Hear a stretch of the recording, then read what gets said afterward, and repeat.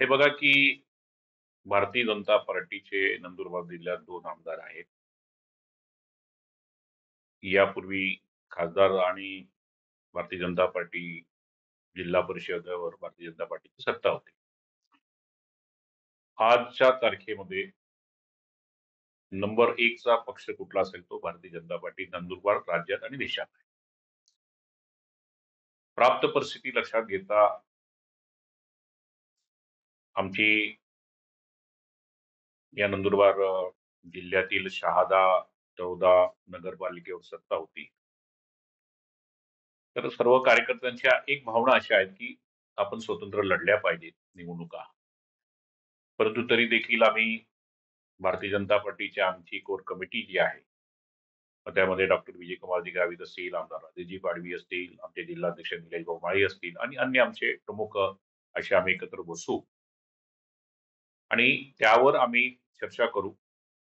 चर्चा केल्यानंतर जो काही निर्णय होईल, तो वरिष्ठांना त्या ठिकाणी आम्ही अवगत करू आणि शेवटी वरिष्ठांच्या आदेशानुसार आम्ही आमचा निर्णय या ठिकाणी जाहीर करू. तथापि आमचे मित्र पक्षाकडनं देखील सकारात्मक प्रतिसाद या ठिकाणी त्यांनी जाहीर केलेला आहे. चांगली गोष्ट आहे. राज्यात महायुतीची सत्ता आहे.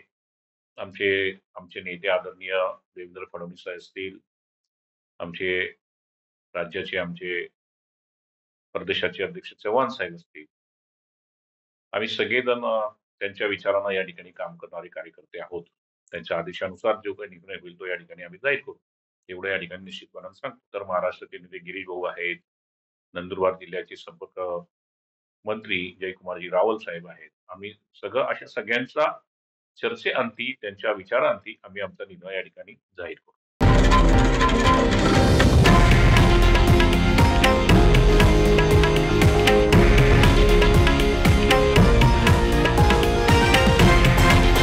हे आहे देशातील नंबर 1 न्यूज नेटवर्क आणि आपण पाहत आहात TV9 मराठी, एकमेव.